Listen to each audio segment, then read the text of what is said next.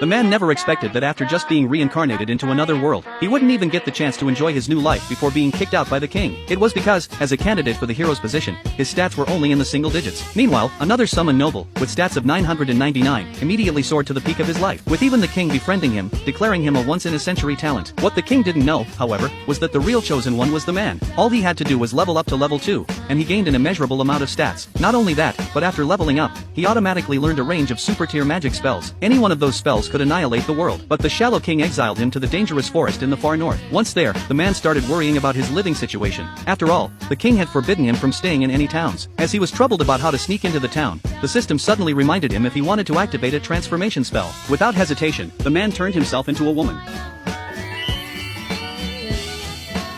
But it felt too embarrassing, so he quickly changed himself back into a man. The system then suggested he use teleportation magic to get straight to the town. The man hadn't expected the system to be capable of such things. Back in his old world, only powerful mages could use teleportation. In order to survive in this world, he had no choice but to work for money. So, he decided to head to the guild to look for some simple tasks. Once the system learned of his plan, it activated navigation mode, guiding him to the nearest adventurers guild. The receptionist started explaining the guild system. Adventurers are given ranks based on their performance, and the higher the rank, the more high-paying missions they can take. Newly registered adventurers also receive some startup funds. After registering, the man started looking around the guild hall to see if there were any tasks suitable for him. At that moment, a girl caught his attention. She seemed to be looking for someone to escort her. But once the others heard where she was going, the dangerous forest, they all refused immediately. Desperate for money, the man eagerly accepted the task. And, since he had teleportation magic, it would be very convenient. But he didn't realize that casually mentioning teleportation magic would attract the attention of everyone in the room. It turned out that teleportation magic was an advanced spell, only usable by high-level grand sorcerers in this world. But the man didn't feel any difficulty with it.